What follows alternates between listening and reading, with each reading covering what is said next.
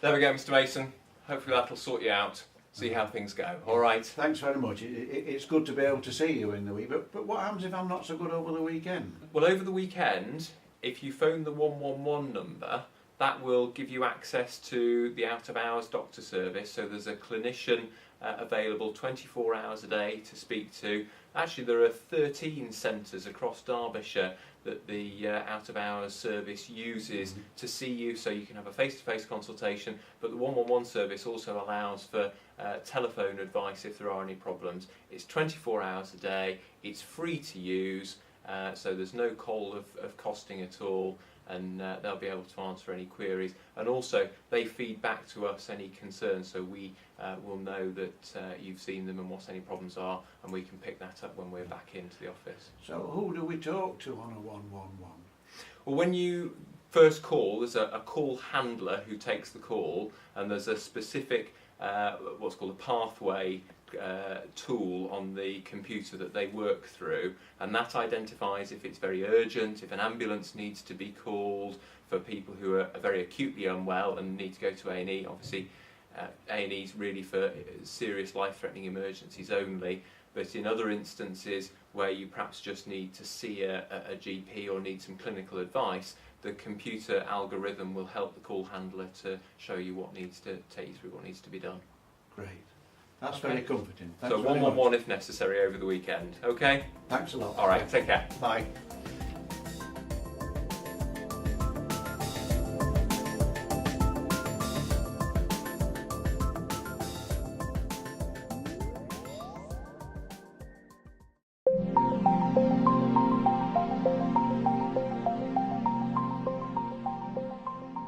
Hiya.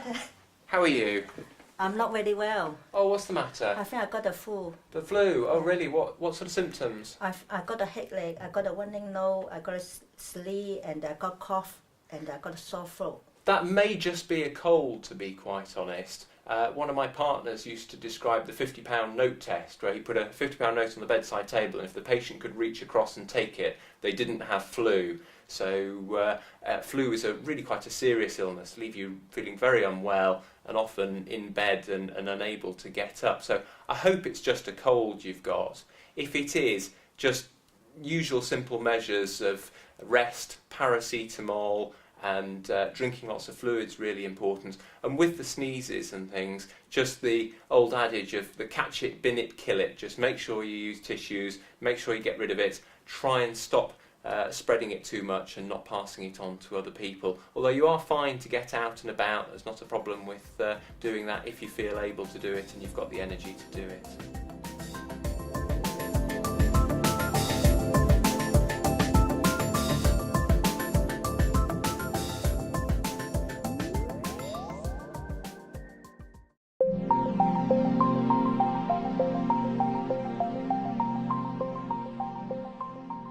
Morning, Mrs. King. Sorry to keep you waiting so long this morning.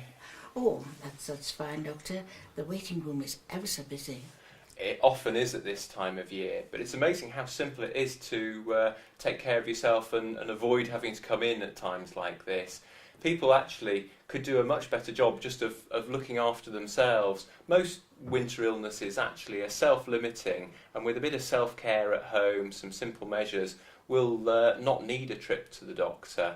Also, actually, things like flu vaccinations for your family, for elderly relatives, carers and people at risk of more serious illnesses, getting your flu jab in advance of the winters, really important and helps to reduce the risk of getting poorly.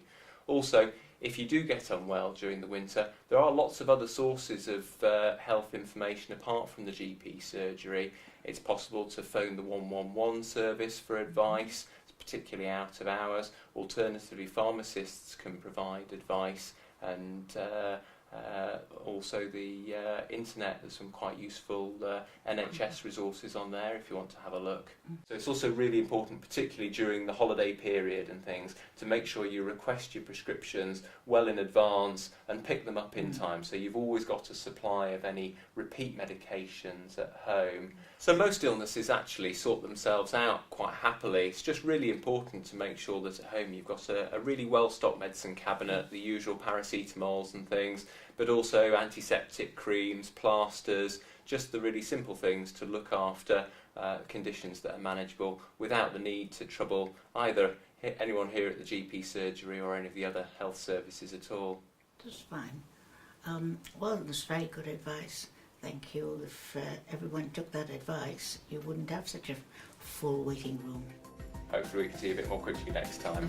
Thank you.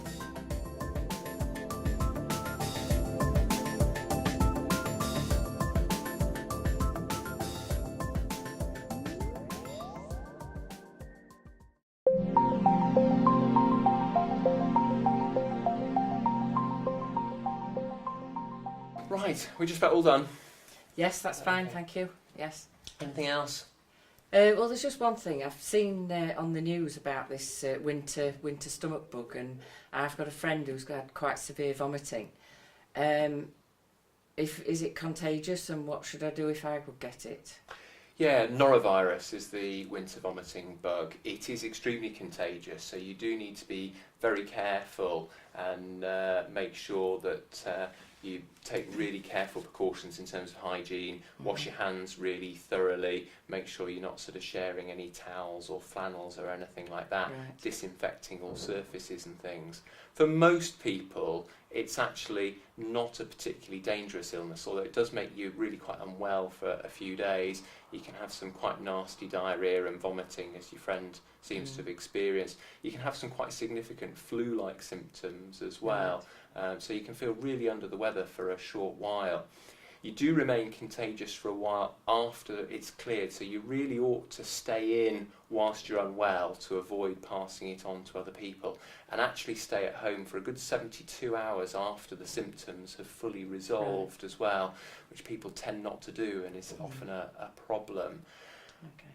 The difficulty with norovirus is, although for most people it's not too bad, for some people, particularly those frail people, more vulnerable people, it can be really quite a serious illness, and it can lead on to other even more serious things, and that's why we like to be really careful about it, because obviously where it particularly causes problems is in hospitals, in care homes and places like that. So if we can prevent it spreading into those areas, that's really important to us. So stay at home, stay away from people who might otherwise be frail or unwell, and as I say, just really good hygiene measures will hopefully prevent it happening. Right, okay, I'll get them to stay at home and take your advice, and Okay, hopefully. hope you'll be Okay. alright. Okay, Take thank care, you. hope your friends well soon. Thank you.